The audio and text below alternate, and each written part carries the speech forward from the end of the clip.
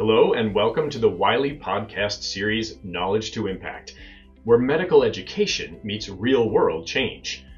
This series aims to deliver latest content updates from our Knowledge Hub program. This is our 6th episode on cancer cachexia, a progressive muscle-wasting syndrome that significantly diminishes the quality of life for many patients with cancer. The Cancer Cachexia Knowledge Hub was developed in partnership with the American Cancer Society and has been supported by an educational grant from Pfizer. In this episode, we are joined by Associate Professor Richard Dunne, who discusses the case study of a patient with cancer cachexia, highlighting challenges in treatment, strategies, and interventions. The episode offers practical recommendations for managing unintentional weight loss, changes in bowel habits, anemia, and improving quality of life in patients with cancer cachexia. This discussion was originally broadcast as a webinar. A link to the original accredited activity, including information on how to claim credit, faculty disclosures, and the slide presentation, can be found in the show notes. We're glad to have you with us, and we hope you enjoy this episode. Welcome. My name is Richard Dunne. I'm an oncologist at the University of Rochester Medical Center in Rochester, New York, in the United States. Today we're going to be discussing cancer cachexia. We're going to be doing so through a case study. Let's get started. Here are my disclosures. So Mary is a 64-year-old lawyer who presents with a chief complaint of unintentional weight loss and a change in bowel habits over the past 6 months. She also notes recent hematochezia. Her symptoms started about 6 months ago when she first noticed the change in bowel habits.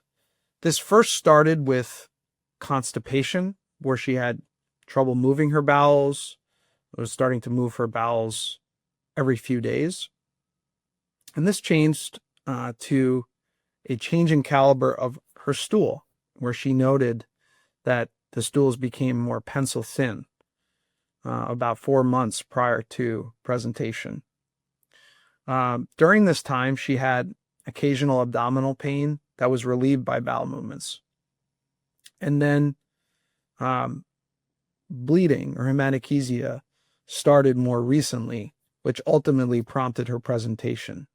In terms of her weight, she notes that she's lost about 30 pounds over the past 6 months, and this was unintentional, although she attributed this to stress at work, working on a difficult trial, which made her very busy and altered her eating habits. Additionally, she reports a decrease in exercise tolerance and fatigue. She's still working full-time, working long hours, but she notes that it is getting more difficult to get through a normal day at work. Some laboratory evaluations are performed, and she is found to have iron deficiency anemia with a hemoglobin of 9.1. She was also found to have an elevated CEA at 56. Because of her presentation of hematochezia and weight loss, she was referred to gastroenterology and underwent a colonoscopy. The colonoscopy found an ulcerated mass in the sigmoid colon, and the mass was biopsied and was found to be moderately differentiated adenocarcinoma. She went on to have staging imaging and had a CT scan of her chest, abdomen, and pelvis. Unfortunately, it was found that there were bilobar liver metastases as well as bilateral lung metastases.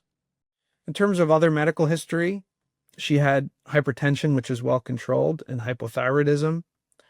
Her medications at presentation were lisinopril, levothyroxine, calcium, and vitamin D. Her thyroid function studies were tested and were normal. Past surgical history of a cholecystectomy. She had a family history. Her father had lung cancer, but was a smoker, and otherwise was non-contributory. In terms of her social history, we alluded to she works as an attorney. She's married. She has one daughter who is healthy in her 30s and 2 grandchildren. She is a never smoker, and she has a couple of glasses of wine per week. On exam, she weighs 150 pounds. She had lost 30 pounds over the last 6 months, as mentioned. The height of 5 feet 6 inches. Blood pressure of 132/60. Other stable vital signs. She appeared healthy, but appeared fatigued, sclera or anicteric. Her lungs were clear. Heart exam was normal. And she did have some mild tenderness to palpation in the left lower quadrant with no guarding or rebound tenderness. And her neuro exam was non-focal. So in terms of her weight loss, in the past 6 months, she has lost over 10% of her body weight, 11.7%.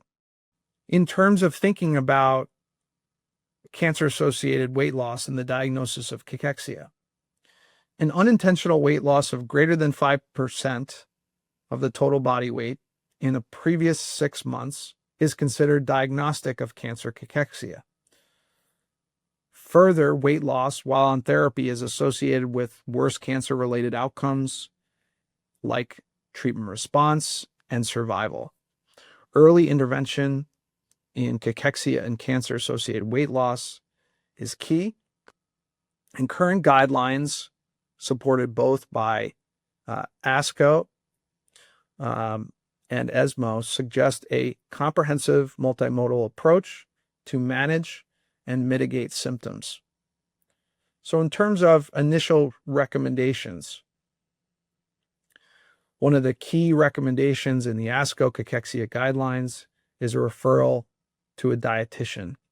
At this visit, there can be a discussion about eating calorie-rich foods, eating diets that may be particularly focused on high protein intake, but also discussing potential struggles in eating in patients with cancer and in those who are receiving chemotherapy, and discuss eating times, meals, and strategies for patients who may be losing weight or have changes in their appetite. Additionally, we'll want to improve other symptoms. So improving bowel function, as constipation can lead to nausea and can lead to decreased PO intake. So the recommendation to use laxatives to improve bowel function, to reduce constipation, reduce pain, and improve oral intake. But also, we'd like to address her anemia, as anemia is contributing to fatigue and poor function. And so she's ordered for IV iron.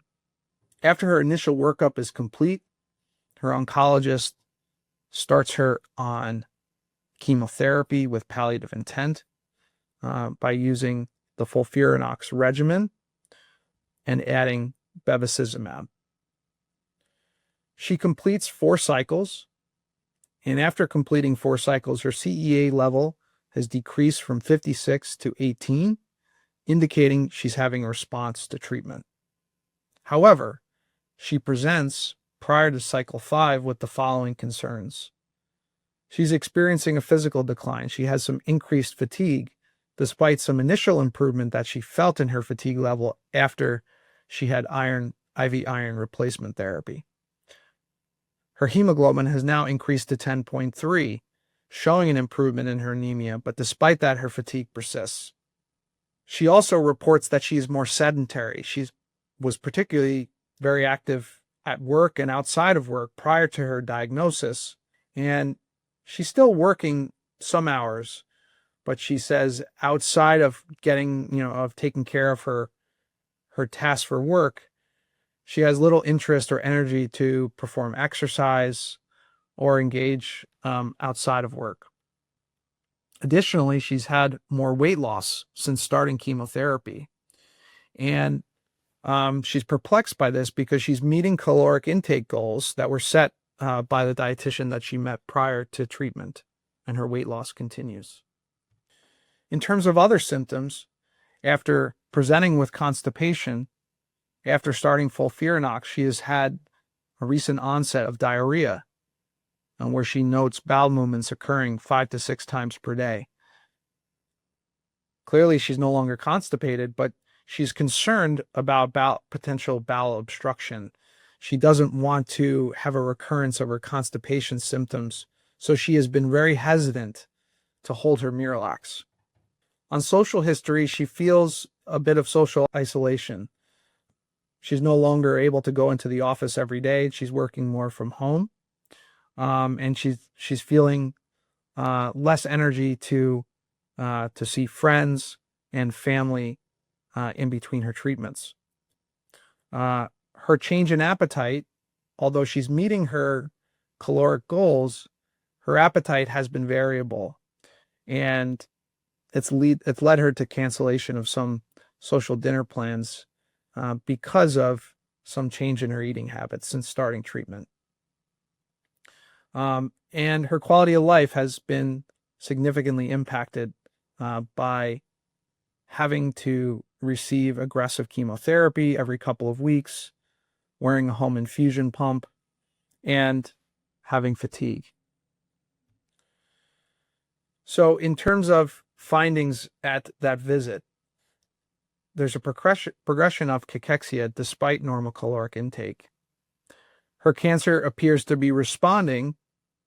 However, it is with using this aggressive 4-drug chemotherapy regimen of FOLFIRINOX plus bevacizumab. She now is reporting diarrhea, continued fatigue, inactivity, and weight loss. In terms of recommendations to try to stabilize her weight loss and prevent further cachexia, it is advised to dose reduce her chemotherapy by 20%. It is likely that her chemotherapy is leading to significant fatigue and poorer functional status, as well as contributing to her diarrhea, which is also exacerbating her weight loss. She was advised to stop her Miralax and reassess her bowel symptoms in 1 to 2 weeks. A referral was made to social work and psychiatry for mental health counseling. Her oncologist had a discussion with her about considering the initiation of an SSRI. A referral was made to physical therapy to help guide reintroduction into safe and effective low to moderate intensity physical activity, as in accordance with cachexia guidelines. We also would like to arrange follow-up with a registered dietitian to reinforce previous recommendations and explore if protein supplements would be advisable. And lastly, there was a recommendation to consider low-dose olanzapine or a brief course of corticosteroids to try to stabilize her weight. So that will conclude our case presentation. For further information, you can visit our Cancer Cachexia Knowledge Hub with the link provided. Thank you. Thank you for joining. If you enjoyed today's episode, don't forget to share it with your colleagues and subscribe to our channel. If you'd like to learn more about cancer cachexia, you can access additional educational resources, including CME credit opportunities, on the Wiley Knowledge Hub. For more medical education from Wiley, visit Wiley Focus. All links are in the show notes.